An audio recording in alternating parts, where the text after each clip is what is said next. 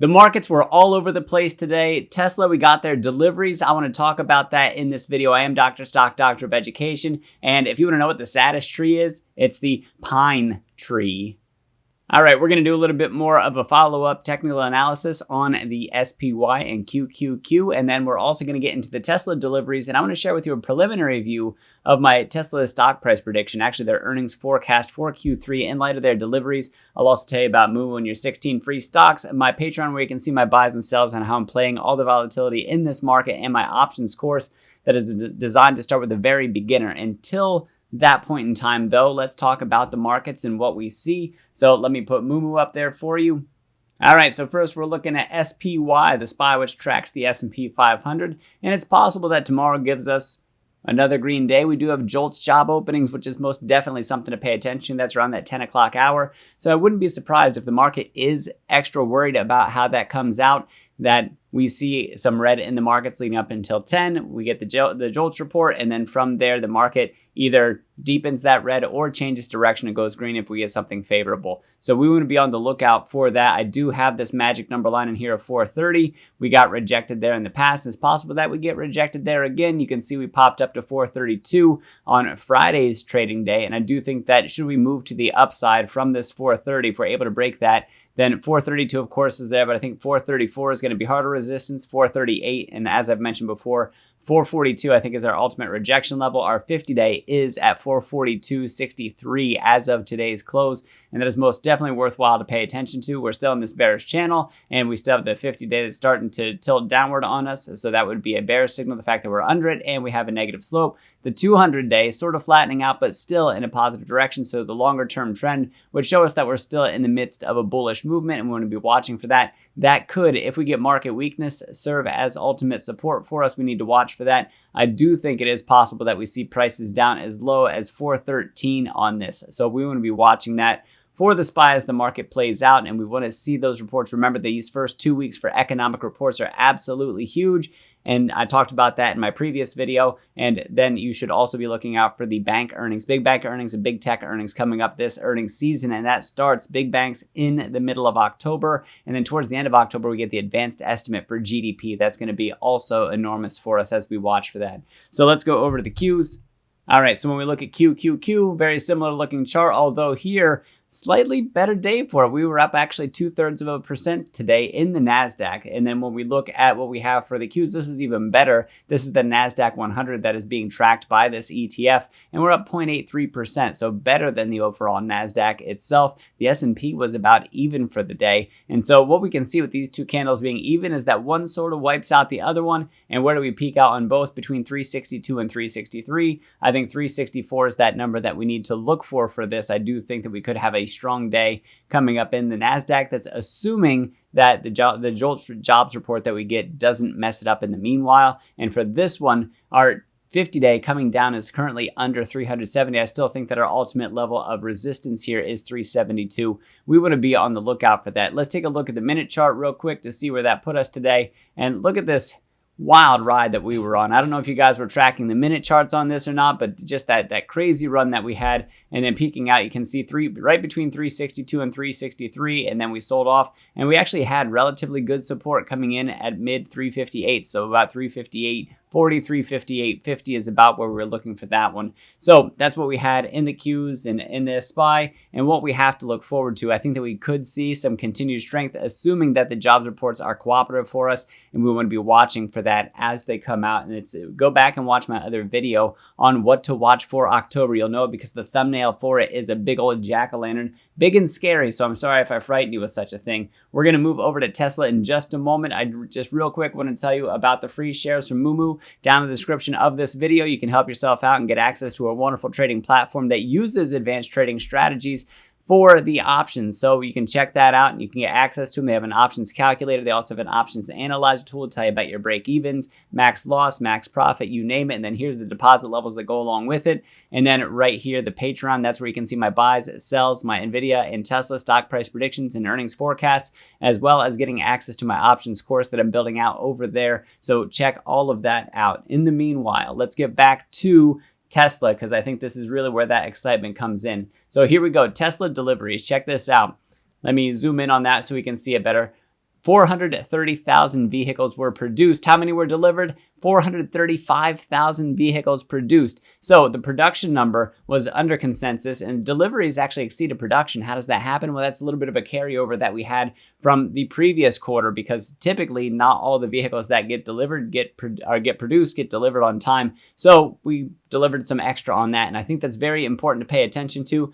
Subject to operating lease accounting, down from 5% down to 4% for this quarter when we look at that one as well. So not as many people are leasing, a lot more people choosing to buy. I think some of that could be attributed to the price cuts that we see for Tesla. So the next part that I'm getting into, I got to preface this.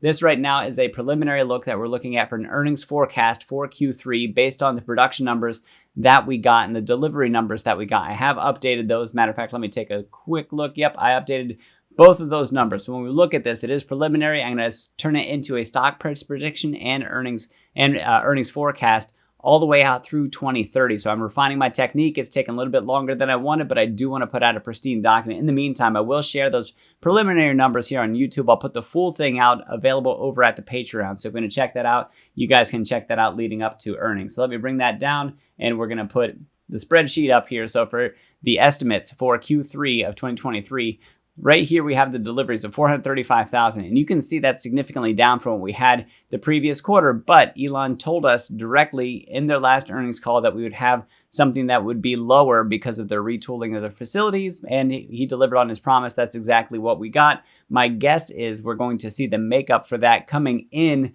the Q4 of 2023. So when we looking out for that. Now look at this revenue that I'm about to show you. Pay attention to what it says for revenue, because this is something that's a little bit scary in the near term, and it will explain the put that I took out on Tesla in the near term. So when we look at this, look what happens with the revenue. So automotive revenue actually declines quarter over quarter. So as a matter of fact, I can even bring this down and we can see how it declined. That's a 3% drop in automotive revenue that we have, and then total revenue also being impacted. Now, a caveat that I want to put out with these is that for Q2, more vehicles were produced than were delivered, which means that there was inventory that they were sitting on that went unsold, and that could impact their revenue, or I should say their bottom lines on this. The profits are going to be affected. So we would be watching for that. So the automotive revenue probably come in soft. We'll see if the top line revenue, how that's affected as well. But that is a sequential decline, which for a company that you're expecting to grow puts a very scary story out there. So I don't know how much of this got calculated. I got to believe that there's a lot of people that have been watching this and know this. So you can see I have estimates for regulatory and leasing credits that we have. You'll notice the dip in leasing from the 5% down to the 4%. And I can go back and adjust that as well. I still have total gross margin coming in at about 18.2%. Operating margin improving a little bit for this quarter. So we'll see if that does pan out. And then look here what we have for the EPS. We actually dropped for the EPS. Let me actually copy this and we'll paste it here.